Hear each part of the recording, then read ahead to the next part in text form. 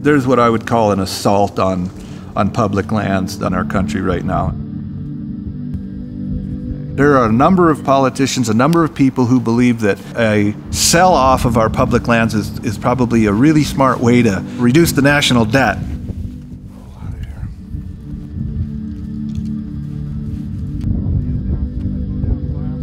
This fight's going to be won by people telling their stories about how important these places are. You know, access to wild places really changes people. I mean, having the experience in the outdoors that I had at the time saved my life.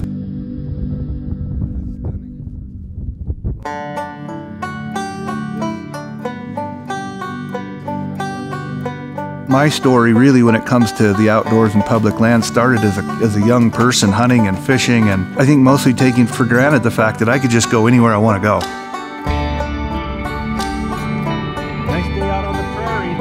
I would continue to hunt, even if I wasn't a photographer, but it's almost symbiotic. The fact that I am a photographer takes me hunting. Showing people public lands, going hunting, I mean, you can't retire from that. It's about me and about as much capacity as I can create in my mind to stalk an animal, to put the story together. As you're walking through this place, you know, you pick up on little things. Is the grass chopped off? Is it munched here? Is there a bed there? Is there a trail here? Is there scat over there? I mean, there is a story, and as a photographer, it's a very similar thing. Where's the light coming from? Where's the wind coming from? I mean, everything is connected.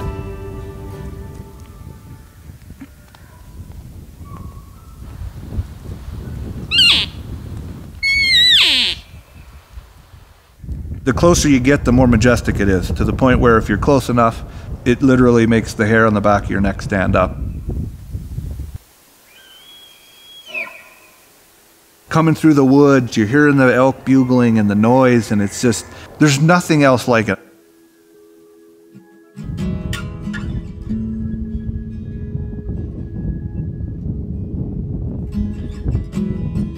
They don't call it hunting for nothing. It's not called killing, it's called hunting, because that's oftentimes what happens. All the story that goes on between beginning and end is really the reward for me, and it's not happening unless I can have access to pretty unspoiled territory that, you know, doesn't have a gate on it that says no trespassing. I was walking through to find some elk in this area, and it's looking like it's gonna be tough because of the wind, and out pops a grizzly bear, you know? And like, all thought of hunting just left my head. It just wasn't even an option at that point. It was just so cool to be there in the moment with a grizzly bear, actually hunting through or feeding through the area where I wanted to go hunt elk. That, to me, that was as rewarding as if I could have gone over there and tracked down an elk.